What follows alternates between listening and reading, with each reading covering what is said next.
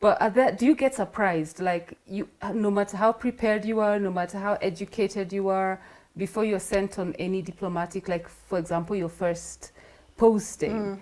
So you came obviously very prepared. But are there things that just shock you? You land here and you're like, oh my goodness, what just happened?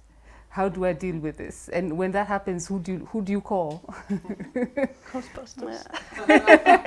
You'll all share an experience. So as she's sharing hers, you better have one lined up. But yes. No, I mean, I was a very young girl, obviously, but it was my dream.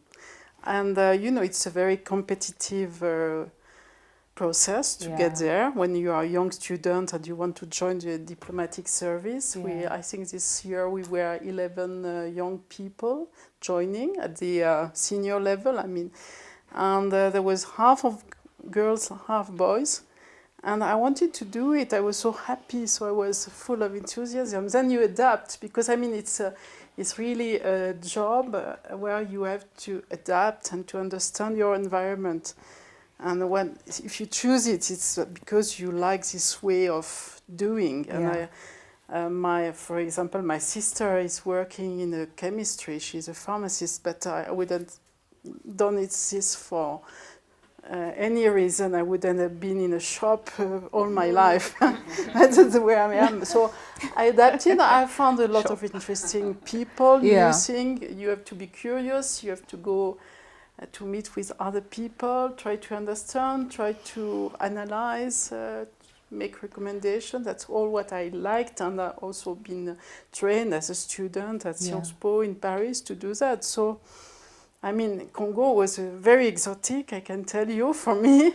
And you have to remember that 40 years ago, you don't have all this exposure to international, you don't have this bigger training or double cursus diploma where you can be trained in the US. And it was very new for me to go that far. And it was also the first time I discovered what an embassy was. My parents are not at all in this area.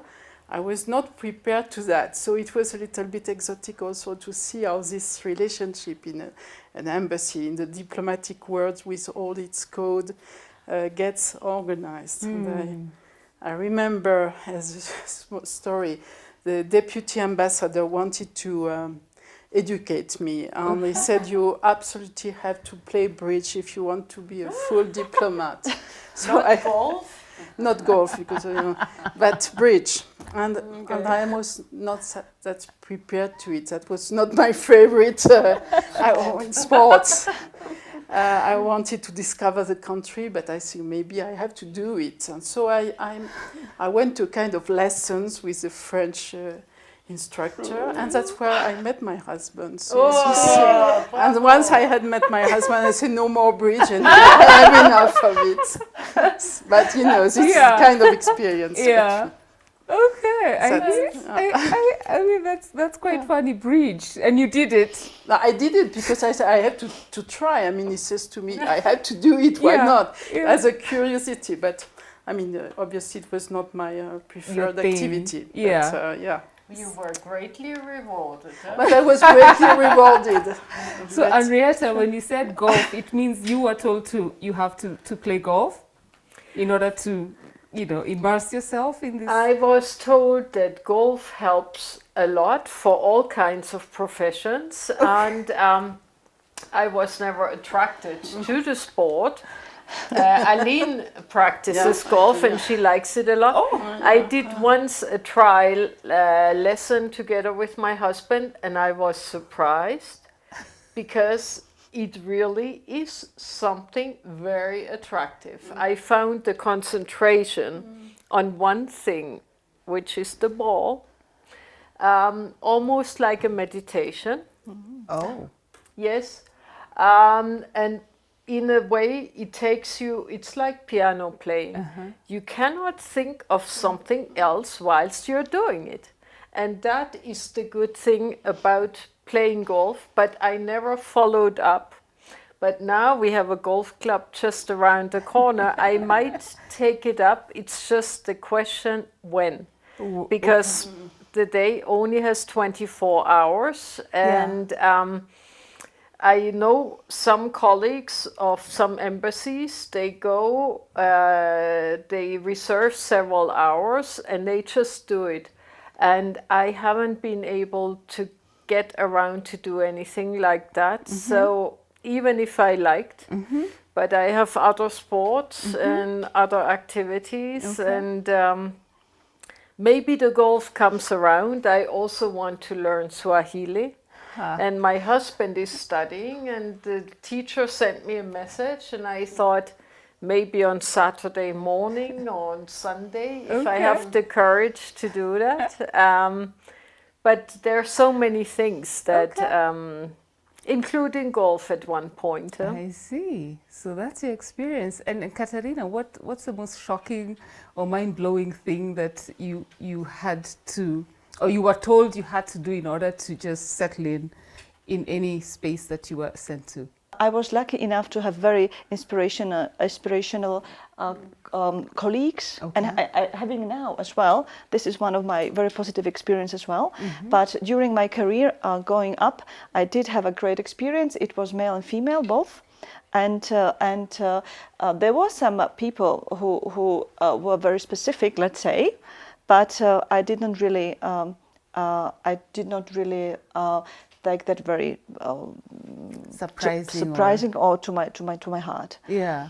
Well, you know, because people are different. I'm quite open, and I call them specific, but I just let them be and do my thing. And so, but I don't recall anything that would be shocking for me.